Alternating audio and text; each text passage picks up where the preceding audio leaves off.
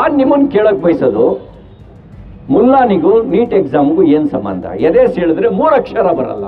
ಆತ ಬಂದು ನೀಟ್ ವಿರುದ್ಧ ಹೋರಾಟ ಅಂತೆ, ಧರ್ಮೇಂದ್ರ ಪ್ರಧಾನ್ ರಾಜೀನಾಮೆ ಕೊಡ್ಬೇಕಂತೆ, ಮೋದಿ ಹಠಾವಂತೆ.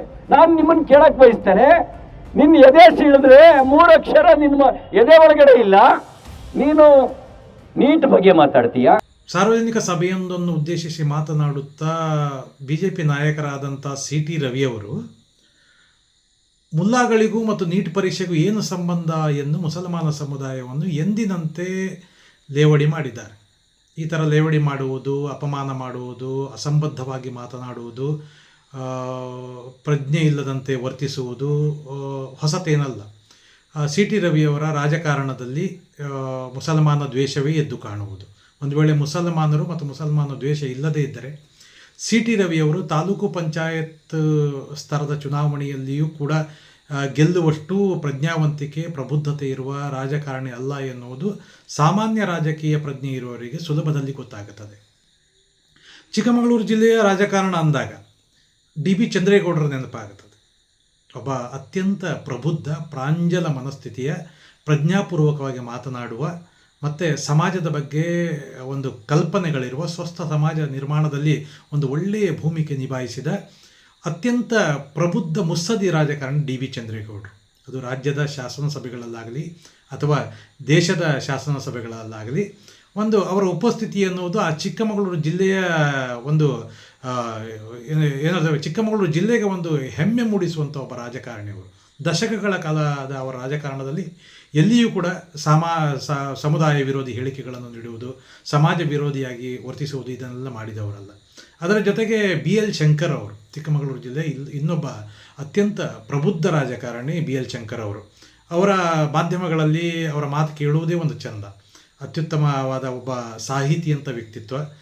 ಶಾಸನ ಸಭೆಗಳಲ್ಲಿ ಅತ್ಯುತ್ತಮವಾದ ರಚನಾತ್ಮಕವಾದ ವಿಚಾರಗಳನ್ನು ಮಂಡಿಸುವುದು, ಅಭಿವೃದ್ಧಿ ಪರವಾಗಿ ಮಾತನಾಡುವುದು, ಸಮಾಜಮುಖಿಯಾಗಿ ತಮ್ಮ ವಿಚಾರಧಾರೆಗಳನ್ನು ಮಂಡಿಸುವುದು, ಇಂತಹ ರಾಜಕಾರಣವನ್ನು ದಶಕಗಳ ಕಾಲ ಮಾಡಿದವರು BL ಶಂಕರ್ ಅವರು. ಅವರ ಜೊತೆಗೆ ಮತ್ತೊಂದು ಹೆಸರು ನಮ್ಮ ಮೋಟಮ್ಮನವರು, ದಲಿತ ನಾಯಕಿ, ರಾಜ್ಯ ಕಂಡ ಅತ್ಯುತ್ತಮ ಪ್ರಬುದ್ಧ ದಲಿತ ನಾಯಕಿ, ಸಮಾಜದ ಆಶೋತ್ತರಗಳಿಗೆ ಸದಾ ಸ್ಪಂದಿಸ್ತಾ ಇರುವಂಥ ಒಬ್ಬರು ದಲಿತ ನಾಯಕಿಯವರು. ಅವರು ಕೂಡ ಒಂದು ಉತ್ತಮ ರಾಜಕಾರಣವನ್ನು ದಶಕಗಳ ಕಾಲ ಮಾಡಿದವರು. ಹಾಗೆ ಇನ್ನೊಂದು ಹೆಸರು ಸಗೀರ್ ಅಹಮದ್ ಅವರು. ಇಡೀ ರಾಜ್ಯ ಕಂಡ, ಕರ್ನಾಟಕ ರಾಜ್ಯ ಕಂಡ ಅತ್ಯಂತ ಸಜ್ಜನ, ಸಾಧು ಸ್ವಭಾವದ ಒಬ್ಬ ರಾಜಕಾರಣಿ. ದಶಕಗಳ ಕಾಲ ರಾಜಕಾರಣ ಮಾಡಿದವರು, ಸಚಿವರಾದವರು, ಶಾಸಕರಾಗಿ ಸಚಿವರಾದವರು. ಏನೆಲ್ಲ ಮಾಡಿದರೂ ಕೂಡ ಯಾವತ್ತೂ ಕೂಡ ಒಂದು ಸಮುದಾಯ ವಿರೋಧಿಯಾಗಿ, ಒಂದು ಧರ್ಮದ ವಿರೋಧವಾಗಿ ಅವಹೇಳನಕಾರಿಗೆ ಮಾತನಾಡುವುದು, ಅಸಂಬದ್ಧವಾಗಿ ಮಾತನಾಡುವುದು ಎಲ್ಲ ಮಾಡಿದವರಲ್ಲ. ಚಿಕ್ಕಮಗಳೂರು ಜಿಲ್ಲೆಯ ರಾಜಕಾರಣದ ಪರಂಪರೆಯಲ್ಲಿ ಈ ಹೆಸರುಗಳು ಬಂದಾಗ ಎಂಥವರಿಗಾದರೂ ಮನಸ್ಸು ಪುಳಕಗೊಳ್ಳುತ್ತದೆ, ರೋಮಾಂಚನ ಆಗ್ತದೆ. ಯಾಕಂದರೆ ರಾಜಕೀಯ ಪ್ರಜ್ಞೆ ಇರುವವರಿಗೆ ಅವರ ಭೂಮಿಕೆಗಳ ಅರಿವು ಎಲ್ಲರಿಗೂ ಇರುವಂಥದ್ದು. ರಾಜಕೀಯ ಚರಿತ್ರೆಯಲ್ಲಿ ಅವರ ಹೆಸರು ಸದಾಕಾಲ ಸ್ಮರಿಸಲ್ಪಡ್ತದೆ. ಆ ಮಾಲಿಕೆಯಲ್ಲಿ CT ರವಿಯಂಥ ರಾಜಕಾರಣಿಯನ್ನು ಕಾಣುವುದು, ಚಿಕ್ಕಮಗಳೂರು ಜಿಲ್ಲೆಯ ಆ ಸುಂದರ ಪರಂಪರೆಯ ರಾಜಕಾರಣದಲ್ಲಿ CT ರವಿಯಂಥ ರಾಜಕಾರಣಿಯನ್ನು ಕಾಣುವುದು ಸ್ವಲ್ಪ ಮನಸ್ಸಿಗೆ ನೋವಾಗುತ್ತದೆ. ಒಂದು ಭಾಷಾ ಪ್ರಬುದ್ಧತೆ ಇಲ್ಲದ, ಸಾಮುದಾಯಿಕ ಪ್ರಜ್ಞೆಗಳಿಲ್ಲದ, ಸ್ವತಃ ಸಮಾಜದ ನಿರ್ಮಾಣದ ಬಯಕೆಗಳಿಲ್ಲದ, ಸರ್ವ ಜನಾಂಗದ ಶಾಂತಿಯ ತೋಟ ಎನ್ನುವ ರಾಷ್ಟ್ರಕವಿ ಕುವೆಂಪುರವರ ನಾಡಗೀತೆಯ ಸಾಲೇನಿದೆ, ಅಂತಹ ಸಾಲಿನ ಬದ್ಧತೆಗೆ ಪೂರಕವಾಗಿ, ಪ್ರೇರಕವಾಗಿ ವರ್ತಿಸದ CT ರವಿಯವರನ್ನು ರಾಜಕಾರಣದಲ್ಲಿ ಕಂಡಾಗ ಬಹಳ ಬೇಸರ ಆಗುತ್ತದೆ. ಯಾವತ್ತೂ ಕೂಡ ಹೊಲಸು ಮಾತುಗಳನ್ನು ಆಡುವುದು, ಒಂದು ಸಮುದಾಯವನ್ನು ಗುರಿಯಾಗಿಸಿಕೊಂಡು ವಿದ್ಯಾರ್ಥಿಯನ್ನು ಬಿಡದೆ, ರೋಗಿಯನ್ನು ಬಿಡದೆ ರಾಜಕಾರಣ ಮಾಡುವುದು. ಕಳೆದ ಕೊರೋನಾ ಸಂದರ್ಭದಲ್ಲಿ ನೀವು ಗಮನಿಸಿರ್ಬೋದು, ಒಬ್ಬ ರೋಗಿಯನ್ನು ಕೂಡ ಬಿಡದೆ, ರೋಗವನ್ನು ಕೂಡ ಬಿಡದೆ ರಾಜಕಾರಣ ಮಾಡಿಕೊಂಡು ಮೆರೆಯುವುದು, ಇಂಥದ್ದೆಲ್ಲ ಮಾಡುವುದನ್ನು ನೀವು ನಿರಂತರವಾಗಿ ಗಮನಿಸಿರ್ಬೋದು.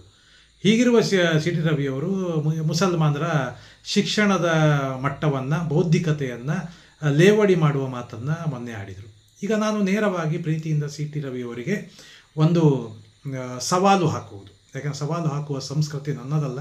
ಆದರೂ ಕೂಡ ಇಂಥ ಮಾತುಗಳು ಬಂದಾಗ ಸ್ವಲ್ಪ ಮಟ್ಟಿಗೆ ನೋಡುವ, ಇವರ ಬುದ್ಧಿಯ ಮಟ್ಟವು ಎಷ್ಟಿದೆ, ಇವರ ಬೌದ್ಧಿಕತೆ ಎಷ್ಟು ಆಳವಿದೆ, ಇವರು ಎಷ್ಟರ ಮಟ್ಟಿಗೆ ವಿಚಾರಧಾರೆಗಳ ಆಳವನ್ನು ಹೊಕ್ತಾರೆ, ಇವರ ಆಳ ಅಗಲಗಳು ಎಷ್ಟಿವೆ, ಬೌದ್ಧಿಕತೆ ಆಳ ಅಗಲಗಳು ಎಷ್ಟಿವೆ ಅಂತಕ್ಕಂಥ ಒಂದು ಕುತೂಹಲ ನಮಗೂ ಇದೆ.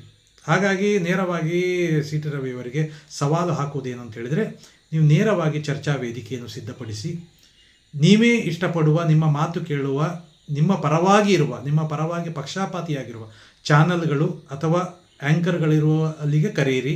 ಅಲ್ಲಿಗೆ ನಾನು ಬಂದು ನೇರವಾಗಿ ಸಾಮಾಜಿಕವಾದ, ರಾಜಕೀಯವಾದ, ಧಾರ್ಮಿಕವಾದ ನಿಮ್ಮ ಎಲ್ಲ ವಿಚಾರಗಳನ್ನು ಎದುರಿಸ್ತೇನೆ. ಚರ್ಚೆ ಮಾಡೋಣ. ಬೌದ್ಧಿಕತೆಯ ಮಟ್ಟವನ್ನು ನೋಡೋಣ. ಯಾರ ಬೌದ್ಧಿಕತೆ ಎಷ್ಟರ ಮಟ್ಟದಲ್ಲಿದೆ ಎನ್ನುವುದನ್ನು ಇಡೀ ರಾಜ್ಯ ನೋಡಲಿ. ನನ್ನ ಈ ಸವಾಲು ಯಾವುದೇ ಸಮುದಾಯಕ್ಕಲ್ಲ, ಹಿಂದೂ ಸಮುದಾಯಕ್ಕಲ್ಲ. ಯಾಕಂತ ಹೇಳಿದರೆ ಅತಿ ಹೆಚ್ಚು ಒಡನಾಟ ಇರುವುದು, ಅತಿ ಹೆಚ್ಚು ಒಡನಾಡಿಗಳಿರುವುದು ನನಗೆ ಅದೇ ಸಮುದಾಯದಲ್ಲಿ. ಅತ್ಯಂತ ಹೆಚ್ಚು ಪ್ರೀತಿಸುವುದು ಕೂಡ ಅದೇ ಸಮುದಾಯವನ್ನೇ. ಇದು ಸಮುದಾಯದಕ್ಕೆ ಸವಾಲಲ್ಲ. ಒಂದು ವೇಳೆ ನೀವು ಕರೆದರೆ ಖಂಡಿತ ಬರಲಿಕ್ಕೆ ಸಿದ್ಧ ಇದ್ದೇನೆ.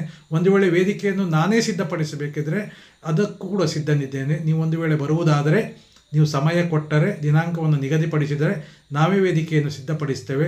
ನಿಮಗೆ ಯಥೋಚಿತವಾದ ಸತ್ಕಾರವನ್ನು ನೀಡಿ ಸನ್ಮಾನಿಸುವುದು ನಮ್ಮ ಜವಾಬ್ದಾರಿ.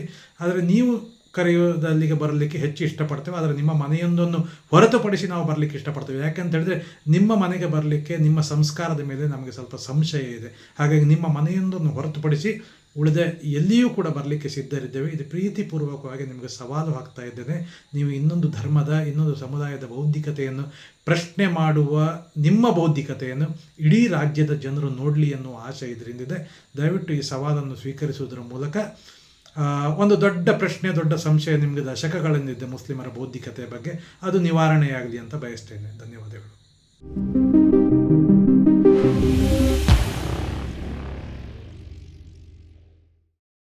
ಈ ಕಾರ್ಯಕ್ರಮದ ಪ್ರಾಯೋಜಕರು Gadiyar group of companies, specialised in piling and shoring, engineering consultancy, firefighting, steel structures, real estate. Office, SIT Tower, Silicon Oasis, Dubai, UAE.